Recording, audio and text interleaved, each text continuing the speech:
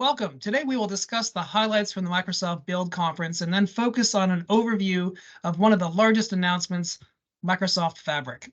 Microsoft Build 2023 was a huge event for developers with more than 50 updates announced across various domains. One of the most exciting announcements was Microsoft Fabric, a new data analytics platform that aims to simplify and unify the data lifecycle for data professionals.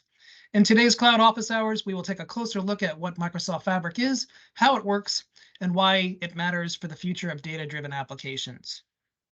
So with me today is Miguel Wood, who you probably recognize and is our data resident savant and previous presenter on topics like modernizing enterprise data analytics, enable unified data governance across all your data sources with Azure Purview, modernizing the data estate, with Microsoft's enterprise data strategy, and cost savings using Azure SQL hybrid benefits. I believe Miguel holds the most appearances on the You Already Own It program to date. Nice job, Miguel. For more information about today's program, make sure you check out our blog on this topic, and we will also have included some useful links in the deck at the end of this presentation. Welcome, Miguel, and everyone. We are so glad you're joining us today. As always, before we get started, I would love to do a quick anonymous quick poll to see who's on today, which customers are representative. So if you could let us know, and then also share what Azure data tools you're using as well. So we'll review the results during the question period towards the end of this program if we have time. So when you can, please submit your answers to the polls. We'll start off with, what type of organization do you work for? Again, these are all anonymous. Which of these services are you currently using? Power BI, maybe even some Power BI Premium, Azure Synapse Analytics, which from what I understand is going to have some impact with this new Fabric, as well as Azure Data Factory and Azure Stream Analytics. So we're really curious about what kind of Azure data you're using today to get some background on today's conversation. All right, before we get started with this discussion, let's quickly go over the agenda. In today's presentation, we're going to go over some build highlights and then dive into an overview of Fabric. So let's dive in first with some of the interesting build updates. As expected, Microsoft announced a slew of AI-powered features for multiple products, including Windows 11 and Copilot. First up, AI and Copilot were the main themes of Satya Nadella's keynote. Specifically, he talked about ChatGPT experience and how it has changed the course of technology. He said it's like we're moving from a bicycle to a steam engine, and I believe that. He also said it is our time in history, similar to when Mosaic and the web just got started in the early 1990s. Nadella also made some key announcements, including Azure AI Studio for organizations to develop their own models, and Microsoft Fabric, with Satya termed the biggest AI product of the company. On the Copilot front, Microsoft has developed a Copilot stack that can now be used for your own AI-enabled developments, and that is super cool. Think about that. Microsoft has also added an AI Copilot to Windows 11. This was a huge announcement. Microsoft is keeping up with its promises of bringing AI and Copilot to all of its products. Microsoft announced a Copilot AI assistant for Windows 11, and users will be able to open up the Windows 11 Copilot directly from the taskbar across all of the apps and programs. Windows 11 Copilot is a personal assistant, so the Copilot looks like a dialog box in Bing Chat, and so when users will be able to ask questions about and use it as a personal assistant. I believe the demo that they showed is they just went into the taskbar and said, change it to night mode, and it just immediately changed their desktop to night mode with no other, perusing through the settings buttons at all. So that's kind of cool. Having to find some of those features is always tough if you're looking for them. And other features, I'm sure. That's just the scratch of the surface, though. ChatGPT will use Bing to provide and update information. This is huge. Microsoft announced that ChatGPT is getting Bing as its default search engine. This means that ChatGPT will be able to provide the latest information about everything. ChatGPT's Bing-powered web data will also have citations to links so you can see the sources on the web of where the information came from. Additionally, support for plugins using ChatGPT and Bing will also be available. The example that they showed in the keynote is they pulled up a cake recipe with Bing. Then they called Bing Chat and asked to give it the ingredients of the recipe. And Bing Chat then read the context of the web page and listed out the ingredients. Then said, give me a shopping list for this. And Bing Chat called the Instacart plugin, which was already preloaded. And then you were able to order the items with one click. It was pretty impressive. In addition to the plugin support for Bing and ChatGPT, now Microsoft is adding plugins to 365 Copilot. It's getting a huge upgrade here. So Microsoft announced the addition of plugins to the AI assistant. It will support 3 types of plugins initially, including tools with GPT support, Teams message extensions, and my favorite, Power Platform connectors. Microsoft also added Microsoft Edge will get 365 Copilot integration. The tool will provide users access to content on a site while using Office apps. During the keynote, they showed an example of how you can bring up a Word document and have the Reuters legal plugin loaded in Word and Microsoft Word, and then it gave you suggestions on how to create legal verbiage based in the state of California law, which is pretty cool. Finally, one of the biggest announcements where we are going to spend our time today is Microsoft Fabric, the end-to-end AI-enabled analytics platform centered around Microsoft's OneLake data lake. However, it can pull data from other cloud sources as well. Fabric includes everything for data analytics, including integration tools, a Spark-based data engineering platform, real-time analytics platform, and an AI-based visualization and analytics tool. This is where we're going to dive in next with an overview of Fabric, including some new terminology to get used to. So, Miguel, talk to us about some of the challenges organizations are having with enterprise data analytics solutions and how this announcement from Microsoft about Fabric can help them. Well, it's actually interesting. So Microsoft has actually taken a look and actually listened to some of the challenges that people have had. Microsoft has done a really good job from an enterprise analytics perspective with Azure Synapse Analytics. And again, for those that don't know about that, because I think that was in our poll from our anonymous poll, there was only one person that actually said they're using Azure Synapse Analytics. Keep in mind that Azure Synapse and that whole platform or brand, and specifically Synapse Studio, was that single entry point. I would argue, and again, I've seen other people actually say this out there as well, that Fabric is kind of the next generation of Synapse. And the reason that this is really interesting is they've taken it and made it user-centric, user-friendly. It's not going to be complex, but there is going to be a little bit of a learning curve, and there's going to be definitely going to be some questions that arise around, for instance, OneLake that we'll talk about. The challenges that you'll see, that we're seeing kind of some of those challenges that Microsoft found that you see listed on this slide specifically are coming from challenges that organizations have had from IDC and from querying customers that are actually doing that. Just to kind of make sure you understand, from a data perspective, the amount of data that's going to be created over the next 3 years will be more than the data that's been created over the past 30 years. I want you to think about that, because that's amazing. Yeah. So yeah, you can go ahead and move on, Ken.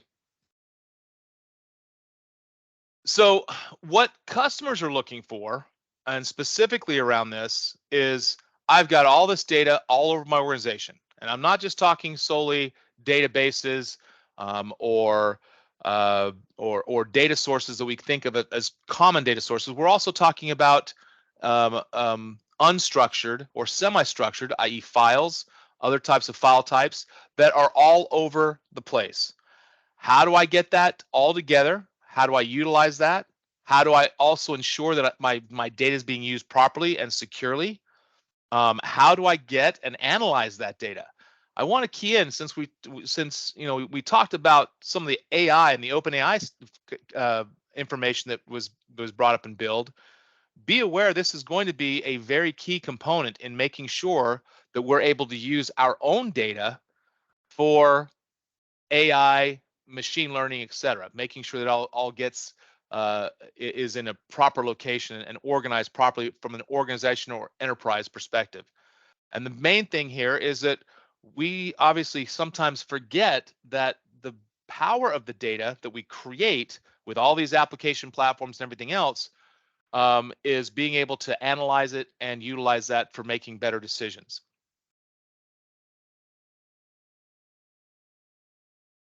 So if we take a look at there are really right now 3 primary modern data state architectures that we hear about, or that organizations are looking at. And I wanted to key in on this because although this is the primary three, you can actually have a combination of these, as well as there are some other minor ones, but these are the primary ones. So this data mesh or data fabric and data hub, and you kind of see where Microsoft is kind of pulling this name from, in kind of from a data state architecture perspective, where we see that term fabric as being one of these architectures. That's not to say that fabric is linked solely to this type of architecture. Um, we think of, I would actually argue that we would think that we want to be able to silo our data or protect our data for the organizations and for the departments and teams within our organization, so that they're able to use the data that is focused on them, but still make that data that's available and should be available to others. That means there's a very, very important concept of data governance. And for those of you that have been on some of the other You Already Own It webinars with me, data governance is a very, very important factor. What's very interesting about Fabric is that data governance is going to be ingrained from the from the ground up, from a user-centric perspective. So if I were to go ahead and kind of start off with what is Microsoft Fabric? Believe it or not, it's not necessarily all net new. It is a combination or a SaaS. It's a software as a service. So basically, think of that as a application platform that is a one-stop shop for data integration, data engineering, real-time analytics, data science, and business intelligence. And of course, underlying all that is the security, privacy, and governance of that data. So what you'll see here is in the encapsulation of Microsoft Fabric, a lot of these things have actually been broken out into, forget the actual technologies behind them, but looking at it more from a role-based perspective, where we'll actually see when we get into a little bit more deep into what Fabric is providing us in data engineering or data warehouse or data science, that the technologies are no longer, you don't have to know about the technologies, you're looking to basically do those things. And we're going to walk through some of those common scenarios or common analytics scenarios that you could actually utilize right out of the box with Microsoft Fabric. Notice, by the way, I do want to, oh, then you're fine. You can keep it on this slide. Notice, by the way, that Power BI is there.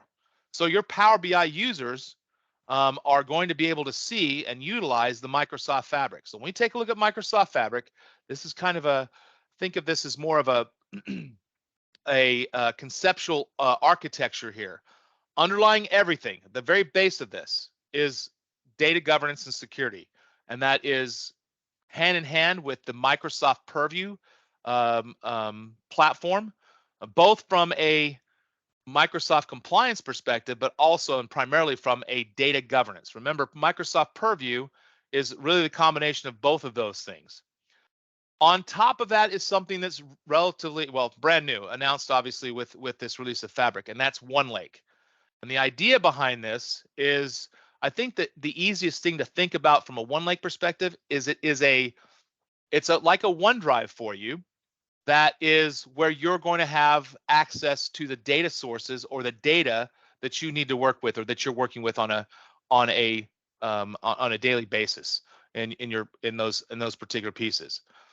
Across the top, you see the different areas or different functions within Microsoft Fabric. So Data Factory, okay, that's basically already provides all these connectors, over 150, to cloud, not just Azure, and on-premises data sources, and literally a drag and drop experience for both data transformation and or data flows, data pipelines. Okay, so again, it's literally an entry point into Azure Data Factory or what that previously actually provided for you. Data engineering, again, and what I've done here is what we have on this underneath is where those things are kind of were previously or where they're coming from. And that's Synapse Data Engineering. So, and that is for Spark and the ability to start with live pools and the ability to go ahead and collaborate with the data science. Well, let me go data warehouse. That's basically a converged lakehouse. And I'm going to get to what a lakehouse is here in just a second, because you'll hear this over and over, especially in the Microsoft Fabric perspective, We all have heard of data lake, and we've all heard of data warehouses. And the idea behind this is that the lake house, if you will, is that convergence of data lake and a data warehouse. And so that basically converges that lake house and data warehouse experience and allows for that SQL performance on open data formats. One of the key things about the Microsoft Fabric platform, and specifically around even OneLake, is that this is an open centric platform. It's going to be based on Delta Lake. If you're familiar with that terminology, I don't want to get too technical, but that is where what was really going to be the powerhouse behind the OneLake storage. If we take a look at data science, that's the end-to-end workflow for data scientists to build AI models and or ML models and collaborate easily and train, deploy, and manage those models for AI and ML. From a real-time analytics, again, developers can actually work with streaming data that would be possibly coming from IoT, that could be coming from system logs, computer logs, and again, telemetry, and being able to go ahead and work with these massive volumes of semi-structured data with extreme low latency. And I would hope everyone here is familiar with Power BI. So Power BI and Fabric, again, provides that visualization and AI driven. You heard Ken mention that Fabric is going to have AI components. I'll talk a little bit about that later on. That enables the business analysts and the business users to go ahead and get insights from the data that's being created and or provided by these other areas as well. So the Power BI experience is, of course, integrated with Microsoft 365 and all the apps that they have. And you can obviously see that when we start embedding some of these things in Microsoft 365 apps. There is one other piece that is not yet in preview. By the way, all this in Microsoft Fabric today is in preview. You can actually turn this on. I'll actually have some links and instructions on how you could turn this on in your environment if you have that. I'll also briefly mention about what we need to do if you're dealing with GCC, because I know that we have some clients, customers that are actually in the GCC environment. But the last piece is the data activator, and that's basically something that's going to provide real-time detection and monitoring of data and can trigger the notifications and actions. Think of it kind of as an event hub, if you will, when it finds specified patterns in data. And again, no code here. So we have the ability to truly get into code if you desire, but it is the idea is to provide a no code experience for all of this. Now, I want to go ahead and mention, since I brought up Lakehouse and what that is. The Lakehouse is a data platform, architecture platform that uses Delta Lake as the table format, the unified table format to store, manage, and analyze that data in the OneLake. And it can be created and accessed using different types of methods: notebooks, pipelines, Databricks, Azure Databricks, and of course, OneLake provides that open access, as I mentioned, to all Fabric items through either existing Azure Data Lake Gen 2 storage, APIs, and the SDK. There is, if we actually take a look at it, now what I want to do is kind of take a look at the different roles within an organization and kind of what that would look like in a big picture. Yeah. Go ahead, Ken. Yeah, so I mean, this truly is the new platform that stitches together everything from governance to security to data lake to even Power BI, so that everything is under one control and one ability to work together on these products versus having to stitch these together in the past totally independently. That is correct. And, you know, as you look at, and it's interesting you say that, because I've obviously been working with data, especially in the Microsoft platform, for a long time. And in the cloud, before we had Synapse, we had all these individual resources in Azure, and of course, right, Power BI sitting out there. Exactly. And we had to go and manage each of those individually. Synapse, and specifically Synapse Studio, brought that to a single entry point, but it was still very Azure, very almost developer or heavy data engineer, DBA centric. Yep. This Fabric is much more user centric. I don't have to be based on personas, yeah. That's right, exactly. And that's kind of where we get. So I wanted to basically kind of make sure you see these different things here. And I've got the data engineers on the left-hand side, moving to data scientists, moving to data analysts, and then obviously data citizens, the consumers, if you will, and what tools they're actually using within the Fabric perspective, right? Whether I'm the data engineer that is doing my data integration with Data Factory, creating the data warehouse, that's going to be my data engineering area within Fabric. That can actually be sent via either warehouse or lakehouse, right? Via OneLake to my data scientists who are going to use that for either AI or ML models. And they are able to go ahead and jump straight into ML Ops or AI Studio. And then the data analysts, once that's actually, they are actually able to take that data directly from the data engineers and or from the data scientists that have actually saved that transformed data. For those that are familiar with what we typically think of from an ELT perspective, where we're curating our data in that single location. And the data analysts can obviously go ahead and execute on a data warehouse, on real-time analytics. Again, what type of data you're dealing with is probably going to drive what you're using there. And of course, pull that out via Power BI. And then your data citizens or your most common users after all of that are going to use Power BI and or the Microsoft 365 apps that everyone's familiar with, right? One thing across all of this, though, is we have our data stewards. And I would, your chief data officer is arguably, I would also simply sometimes refer to as your chief data steward as well. The whole idea is to maintain the visibility and the control of costs. And we'll briefly kind of talk about that a little bit, and ensure that we have full visibility and governance throughout the entire life cycle of the enterprise data estate. Excellent.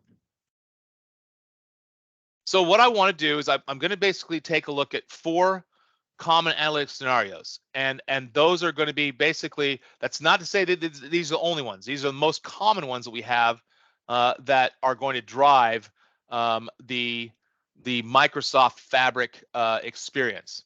So let's first take a look at Lakehouse, and you can go ahead and jump to that next screen. I think I've got the Lakehouse. Ken, there we go, perfect. So the idea in working with a lakehouse, the lakehouse analytics scenario basically makes it so that data can be ingested into OneLake with shortcuts to other cloud repositories, pipelines, and data flows in order to allow the end users to leverage other data. Once that data has been pulled into Microsoft Fabric, then users can leverage the notebooks to transform that data in OneLake and then store them in lake houses with medallion structure. If you're not familiar with medallion, in an ELT, typically we take dump all our data and it's in a raw format. The medallion structure is that bronze, silver, gold. Gold being the final end state, bronze being almost more that raw piece, and silver being some type of curation. That's not to say that we're throwing any data in there. I would argue that you want to still make sure that it's clean data and it's valid data as well. From there, from that medallion structure in the lakehouse, the users can begin to analyze and visualize that data with Power BI using either see-through mode or SQL endpoints. So there's multiple ways to do that. The idea in doing this is basically you create a Microsoft Fabric workspace. So workspaces coming from Power BI, you have that term now with Microsoft Fabric still as well. You can very quickly create a lakehouse. And there is an optional module to actually go ahead and implement that medallion architecture, the bronze, silver, gold. And then you ingest, transform, and load that data into the lakehouse, into any of those medallion zones as Delta Lake tables for that medallion architecture. And then you can explore in OneLake within that your own copy of the data or your own visualization of that data across lake mode or warehouse mode. So there's 2 different ways you can actually look at that. You can connect to that lake house using a SQL endpoint. So your users, those people can still use common SQL endpoints to go ahead and connect to that. And then of course create Power BI reports using Direct Lake to analyze this, for instance, data across different dimensions. And then, of course, you can go ahead and clean up those resources by leaving the workspace and or otherwise when you're complete. And by the way, I will actually point you. Microsoft has already provided now some walkthroughs, and we're going to see that near the end of this these slides. The next one that we deal with is our data warehouse. Now, that's different than a data lakehouse, right? Than a lakehouse perspective. The data warehouse analytics scenario takes existing sources that are mounted, while pipelines and data flows bring in all other data that is needed. So the IT teams can then define and store the procedures to transform that data, which is stored as Parquet or Delta Lake files in one lake, right? From there, the business users can then analyze and visualize the data with Power BI, again, using see-through mode or SQL endpoints. So this basically becomes your enterprise data warehouse. Very similar, again, very similar to what we saw in Synapse Analytics when we started dealing with our SQL pools, whether they were dedicated and or on demand or what we call serverless. The idea again is that if you remember the very first product that launched into Azure Synapse was our Azure SQL DW or data warehouse. That functionality now is going to be found in Fabric from that perspective. Again, the steps are very similar.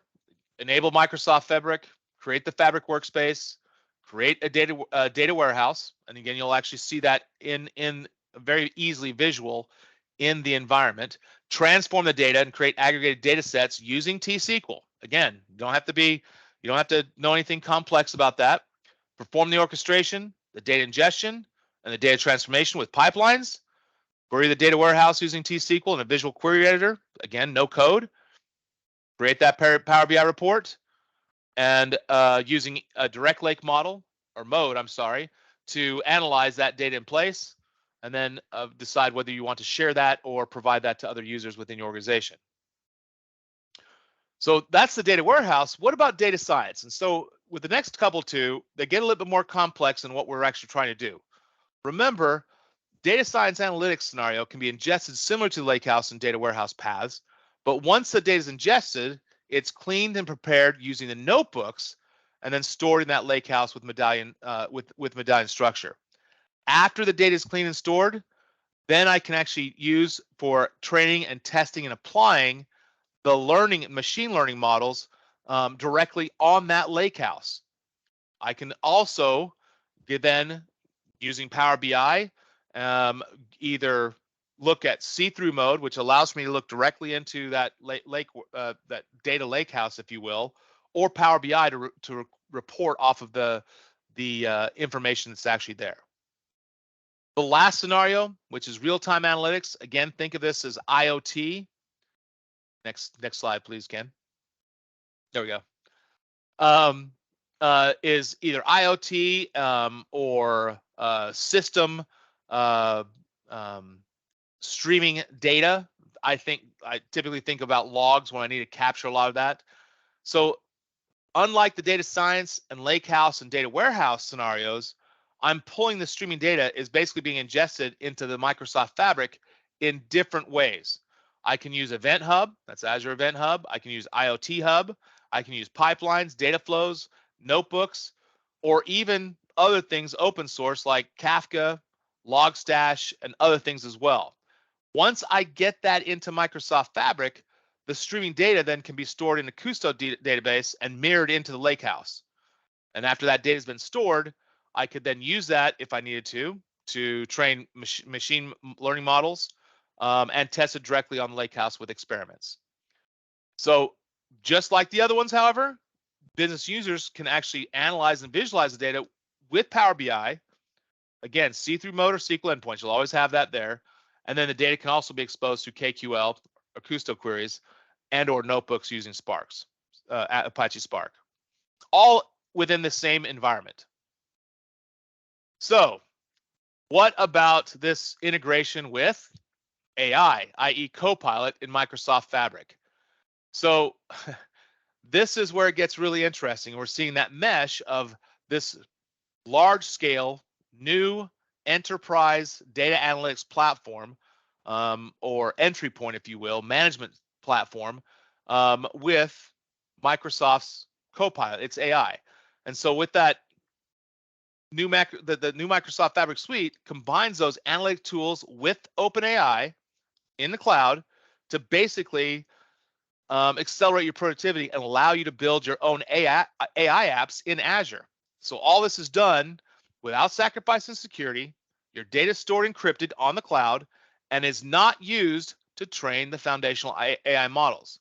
Now we're going to talk a little bit about an announcement that was made last week post-build that is really very interesting as far as that Azure OpenAI as well, that this is going to be the platform.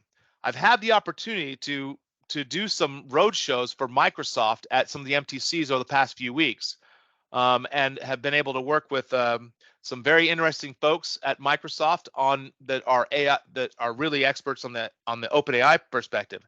And I will tell you that the exciting part is being able to use our own data to feed this conversational generative AI experience, and that's really where we need to take a look at that. So with natural language processing, we can actually take complex and customized business intelligence reports, can really be created and refined within seconds using either text or even speech to text if you wanted to focus on analysis rather than the report creation. If anyone's actually created Power BI reports before, I want you to think about how much time you spend manually doing that. So there is actually something called the Smart Narrative Visual in Microsoft Fabric that is powered by OpenAI that basically provides a narrative summary of the insights in the BI report. And so the report builders can actually create DAX measures using natural language. So you get rid of the need for templates or manual DAX authoring. If y'all have actually, again, if anyone's actually dealt with that. So this is actually a game changer as far as being able to do that. So what do you have to do today if I wanted to get started with Microsoft Fabric? Well, you have the ability to do that today. I've put on here some links where you can actually learn how to go ahead and turn it on in your organization. There is a great short Microsoft Fabric webinar series. In fact, what they've done is they've broken it down by role, and most of them are all less than 15 minutes. There's a couple that are a little longer than that. That's the link for the webinar series. I would urge you, since we're still in public preview, to take a look and maintain and watch this Microsoft Fabric blog site. And then there is even an implementation guide that if you wanted to go ahead and do the old school, like something like I like to do, there's a getting started ebook as well. And there's a link there for that as well. I haven't seen any questions. Casey, Ken, Michelle, anything popped up? Nope. Okay. I'm just checking on the chat. Sorry. Okay. Last Monday, day before I was literally was in DC at the MTC on Tuesday doing an Azure OpenAI workshop for the entire day, and this was announced the day prior. This is actually huge because now it's available for you to use the Azure OpenAI service. That's a service, by the way. It falls under the Azure Cognitive Services, just like some of the other things as well. So Azure OpenAI services underneath that umbrella of services in Azure. If you are looking for that, you have the ability to turn that on for your data. So you can feed your data into the OpenAI service and be able to create and utilize that now. There's a couple things I need to tell you about using this, however. First of all, you don't just get for free the Azure OpenAI service. You actually have to apply for it. Your organization has to apply for it. You have to specify what subscriptions you want to enable that in, and it is and you can do it on an application basis. You can do up to 3 subscriptions at a time. I will also tell you it's only available in 3 regions today. If you want a little bit of to take an understanding of what this truly is, there is a great video that was released the day before build with Mark Rusunovich. For those who don't know who he is, he's the CTO of the Azure environment, but he goes over what the back end hardware that they have actually stood up to basically make Azure OpenAI service available in Azure. Once you have that approved, and by the way, there's two phases of this, and think of it as a gating thing. Whoops, if you go back really quick. Okay. There's two things on that gating piece. You'll apply first, specify those subscriptions. They'll say that they've done it, and then they'll come back and actually there's some things you have to do as well from an organizational perspective to ensure that you're going to use AI responsibly. Microsoft takes the use and trust of utilization of the AI services there very seriously. The Azure OpenAI service is now currently available with either GPT 35 or 3.5 is really what the 35-turbo, which is the 3.5 version of ChatGPT, or the GPT-4 model. Now, the GPT-4 model, as of right now, if you didn't already have it, it's very difficult to get that. I'm just going to go ahead and mention that now.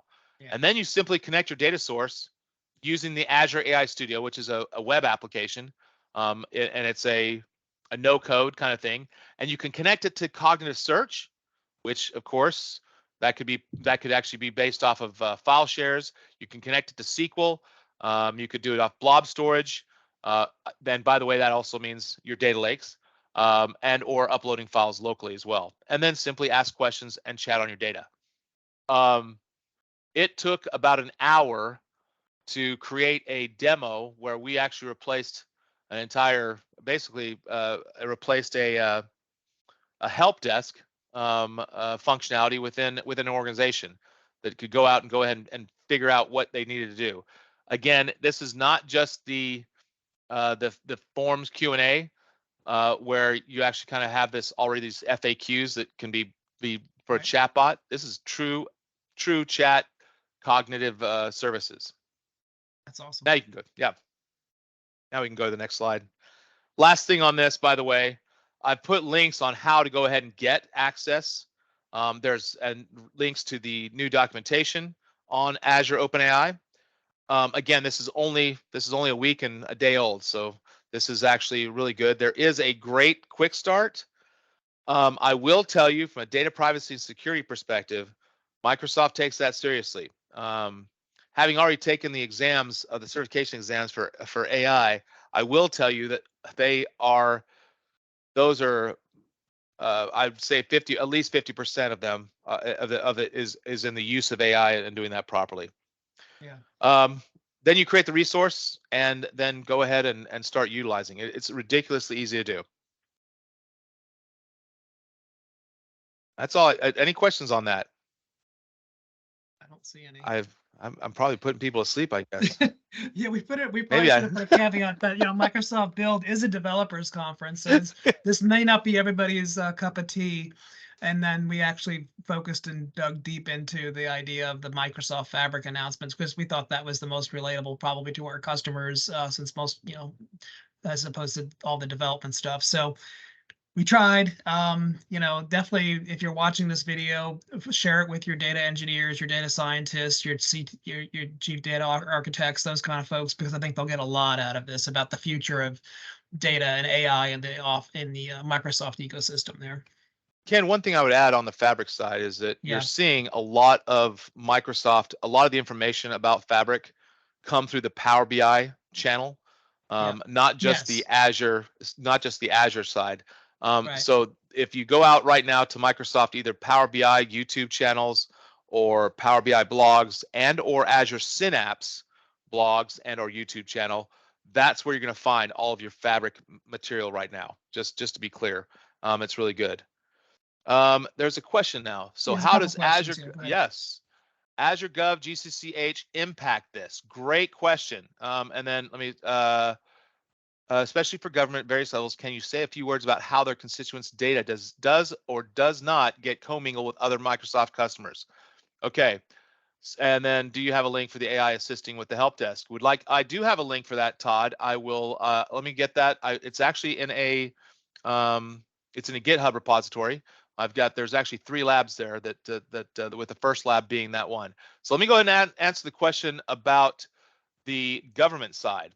So I will say, so just like everything else in Microsoft, it's not yet available in GCC tenants, right? So Fabric is not yet available in GCC tenants. And by the way, let me ask this: is Stephen, is that for OpenAI or is that for Fabric? Let me ask that first, because I was speaking.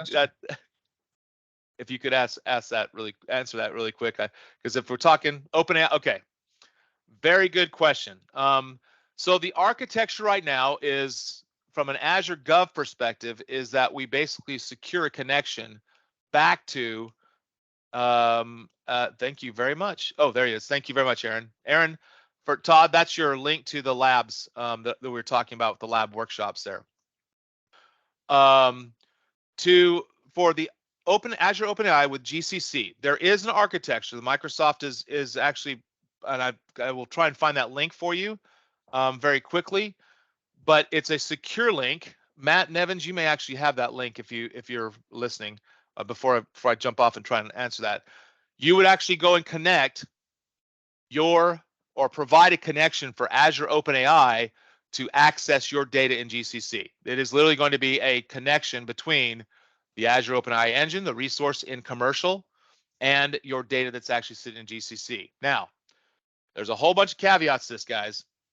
Depending on what compliance you have to have, this may or may not be a viable solution for you, but I would argue that you already have some significant government agencies are already using this today. And I'll go ahead and say that. From a Fabric perspective, and I know that wasn't the answer, but not the question, but I hope that answered your question, by the way. I would say that Fabric is no exception in that it's not available yet in GCC, but be aware, if you wanted to go ahead and work with Fabric before it comes and launches in, and we don't have a timeline for the GA in that. I would go ahead and say, go ahead and spin up a free Office 365 E5 that includes that Power BI Pro. That's the one you want to have. Yep. And then apply for the Fabric trial, and you can actually go ahead and have that disposable environment to go ahead and work with that.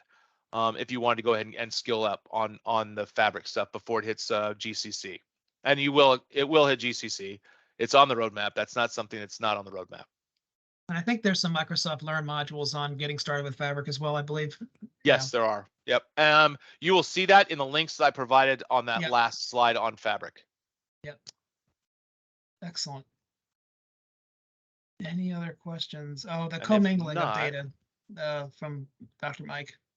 Yes, and those are the end-to-end tutorials on the Fabric side. So let me go ahead. Let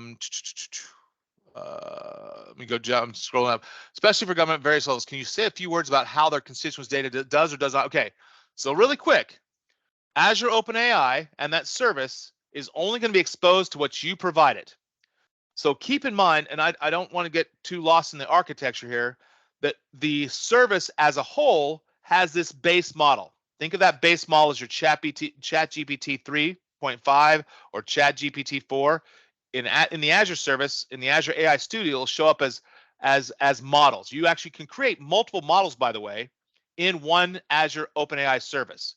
So it's not one model per service. You can have multiple models per service. That's just the base model. When I connect that to my data, I am actually exposing that just for that service and so there is no overlap unless you expose your endpoint. So when you create this model, you actually create and your service, you actually create an endpoint, and specifically the API will require what model you're actually doing, and of course the key as well. And that is what you don't share. Think of that as basically it's a connection to ensure that you're not going to have cross data. And by the way, that's not just for governments, without a doubt, Michael. That would also be for any other customers, any organization, any company. For instance, for here at Planet, we would actually want to make sure that we have all of our proprietary IP available to the Azure OpenAI service and models that we stand up, and there may be more than one, for different purposes. I did not go into some of the other things that we have. We didn't even talk about some of the things that are also on the cusp there from a coder's perspective with, say, GitHub Copilot, which If you're not in that preview, I highly suggest that you get in that. Your coding is going to be reduced. I'm able to code months of code, months of code in literally just a couple weeks. So it's insane. Yeah, that's one of the very first Copilots that was released last fall. So that should be pretty. It is, well and what they've done recently that is still in private preview is they've got the ability to actually even do chatting with it. And so if you actually turn on your speech recognition or speech to text, you can literally talk and actually code at the same time. It's amazing. Cool. That's cool. All right. Barring any other questions, we had a couple other questions I just want to make sure we have time for here. And what does this mean for Power BI users? Really, it's just adding new capabilities, and it's really expanding the idea of what the workspace is, right? And what it can now include. And basically lighting up the whole capability of Fabric now to Power BI. So you still use the Power BI desktop. You can still use the Power BI service. None of this is going away. You can still work the same. Another big question is how do you connect Power BI to Fabric? Again, not in GCC yet, but in the Power BI admin portal, you can enable Fabric for free for 60 days without having to pay. If you have Power BI Premium, that now supports the Fabric workloads as well. And that's a lot of where this is going to be. There's some that's in Power BI Premium and some that's going to be in Azure. One other thing that we heard about is also, which I don't have a date for this yet, but there is going to be a Power BI for Copilot for Power BI, which is super cool. Another question is about what does this Fabric cost, right? I'm not even going to begin to try to answer. I'll just give you at a high level how this is going to be arranged, though. There is a blog post from June 1st, so we sent you a link to the blog. So definitely check out the blog post. It goes into lots of detail about the cost scenarios and how this is going to be costed out. There's still some even unknowns there, but basically there's 3 different paths for Fabric costs. There's leveraging your existing Power BI Premium subscription by turning on the Fabric preview switch. This is only available for Gen 2 versions of Power BI Premium, by the way. All Power BI Premium capacities are instantly capable of powering up all the Fabric workloads with no additional action required. You can then also set up a Fabric trial if your tenant supports this. And what's really weird, I actually saw a GCC tenant today that actually had the free trial, so it must be pointing to the commercial free trial, which is really weird. I thought they severed those connections, but apparently I saw a GCC tenant today that still had the Fabric free trial in a GCC, so that's interesting. So just be aware, you may want to turn that off or not assign those or block those. Also, reserved instances will be available later this year to offer even more cost savings in Fabric, so that's something that's coming. And there's also going to be a planning calculator as well to help you kind of understand your costs for using Fabric before you actually even get started. Now, we also had one non-build question that we got in advance, so I want to make sure I mention it. I don't think he's on the call today, but Russell asked, we have customers using different parts of Azure. What are some of the tools we can use to help work more effectively and more cost effectively specifically? And so one thing I would definitely say is talk to Michelle. Get signed up for the cost optimization workshop and the Azure rationalization workshop. 2 great workshops to get you started and then help you on your way. But this is a great question. Certainly, there's lots of answers to this question about how to minimize cost in Azure. Things like shutting down resources, right-sizing your resources, adding trying to get off of pay as you go as soon as you possibly can, get to a fixed hourly amount for compute. Going to reserved instances, right? 72% savings if you go to 1 to 3 years, up to 72% for reserved instances.